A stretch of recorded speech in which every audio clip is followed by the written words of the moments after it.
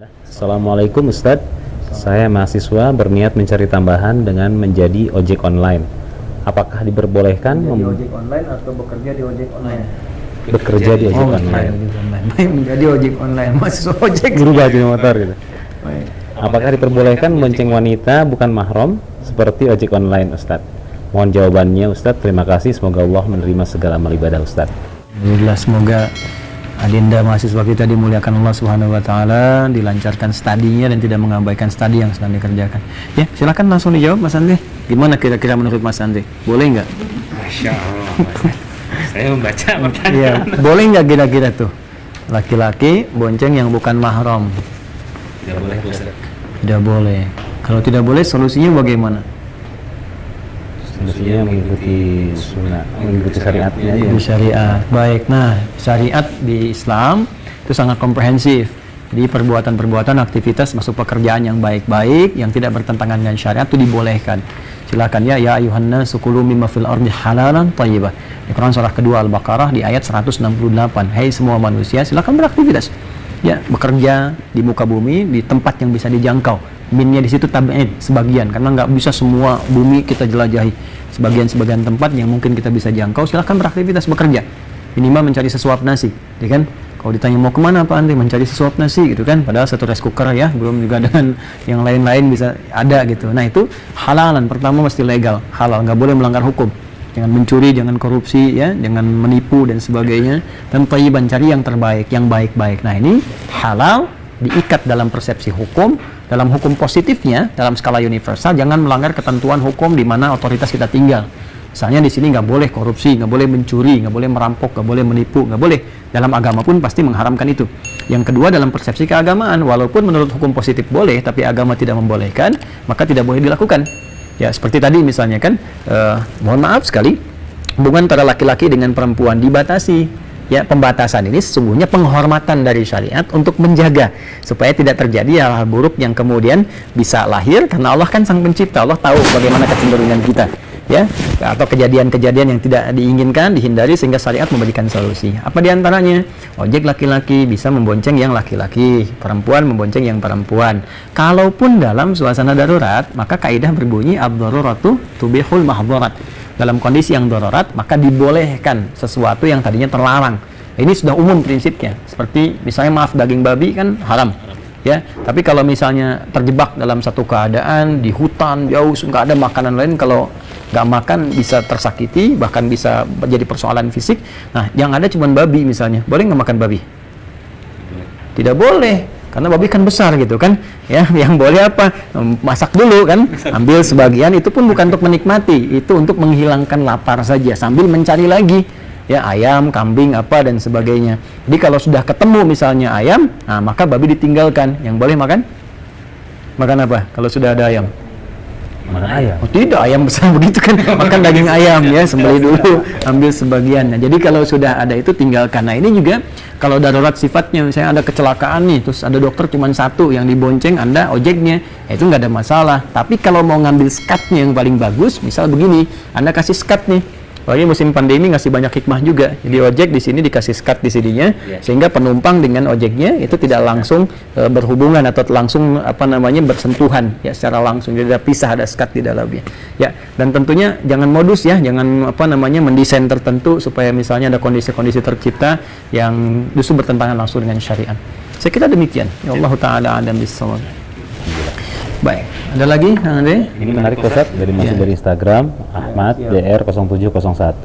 Assalamualaikum Pak Ustadz, izin bertanya, apa hukumnya seseorang istri yang terlalu menyukai drama Korea sampai-sampai nonton di sela-sela kesibukan mengurus rumah tangganya? Syukron. Drama Korea disingkat drakor. Iya. Jadi sebetulnya begini ya, mau drama Korea, drama Jepang, itu kan, mau drama apa sajalah gitu yang dari manapun, sebetulnya diikat dengan hukum yang sama. Ya, hukumnya itu pertama tidak boleh melalaikan kewajiban-kewajiban, ya bahkan amalan-amalan yang menuntut kita untuk mengerjakannya. Ya kalau sekiranya itu bisa, mohon maaf sekali, menggugurkan kewajiban atau mengabaikan kewajiban, maka apapun jenisnya itu bisa haram. Bisa haram hukumnya. Apalagi misalnya mengabaikan sholat, tadi mengabaikan kegiatan yang wajib.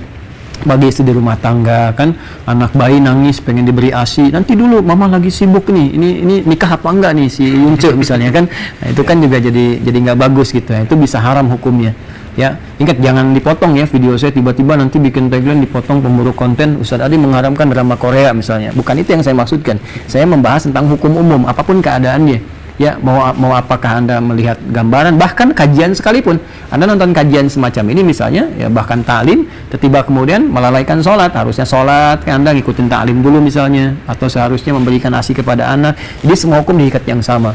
Jadi ini pertama, hukum tingginya bisa jatuh haram jika memang kewajiban yang ditinggalkan dan ada unsur kesengajaan di dalamnya. Yang kedua, paling rendah bisa makruh kalau sifatnya bukan wajib tapi diterabaikan. Ya misalnya beres-beres di rumah gitu kan, kemudian misalnya nata-nata dan seterusnya, jadi ini diabaikan karena sibuk dengan nonton-nonton yang tadi disebutkan. Saya kira diatur waktunya lah, kan yang namanya drama, film dan sebagainya bukan sesuatu yang nyata ya, masa kita mengabaikan yang nyata demi yang fiktif gitu kan jadi aneh gitu kan. Suami Anda nyata gitu, ngapain mikirin sesuatu yang fiksi ya. Mohon maaf, anak Anda nyata, suami Anda nyata kan, pekerjaan kehidupan nyata, kenapa kita sibuk dengan yang fiktif sementara kita abai dengan yang nyata? Itu artinya sedang ada setan memperdayai. Karena setan pernah berjanji, setan itu pernah bersumpah langsung kepada Allah sebelum dia turun ke bumi. Itu ada diabadikan di Quran surah keempat ya, surah keempat, surah An-Nisa ya. Apa artinya An-Nisa? Sapi betina itu Al-Baqarah. Iya, sapi betina. Kalau An-Nisa, iya, An-Nisa perempuan.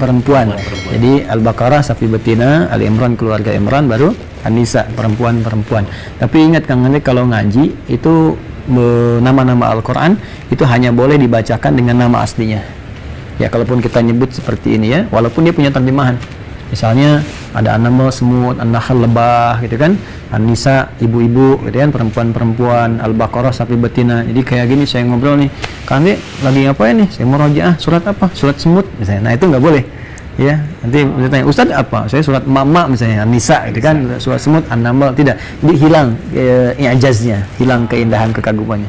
Jadi Al-Quran itu bisa agung ketika disampaikan dengan bahasa Qurannya, walaupun dia punya terjemahannya karena ada kisah di dalamnya.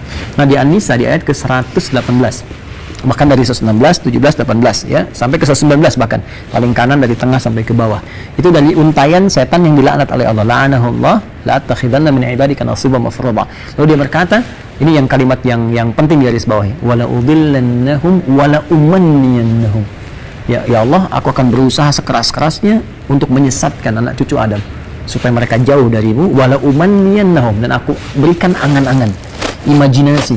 Jadi diberikan angan-angan, dikasih imajinasi, bayang-bayangin, terus ya kayak gitu. Apa saja nanti perangkat yang bisa digunakan, bisa lewat handphone, bisa gambar, bisa TV, bisa di tempat-tempat kotor seperti kamar mandi. Itu kamar mandi itu tempat kotor ya teman-teman yang di sini tuh. Jadi jangan sampai cari imajinasi di kamar mandi, itu salah. Ya, kok lama amat, ngapain nggak keluar misalnya kan? Lagi ini nih cari imajinasi. Nah itu tidak tepat. Hati-hati karena itu ada permainan setan di dalamnya. Jadi kalau ada orang membayangkan larut dalam misalnya kayak tadi ada drakor dengan yang lain, terus seakan-akan hadir dalam kehidupan nyata, bikin syukuran misalnya kan karena si Yungce nikah dengan si Cepi misalnya kan, wah itu di drama misalnya, terus tiba-tiba dia yang syukuran kan jadi aneh tuh. Itu ada pengaruh yang sangat kuat. Mesti keluar dari zona itu, alihkan kepada Al-Quran, alihkan pada ibadah dan hadir di dalam kehidupan nyata. Saya kira itu ya.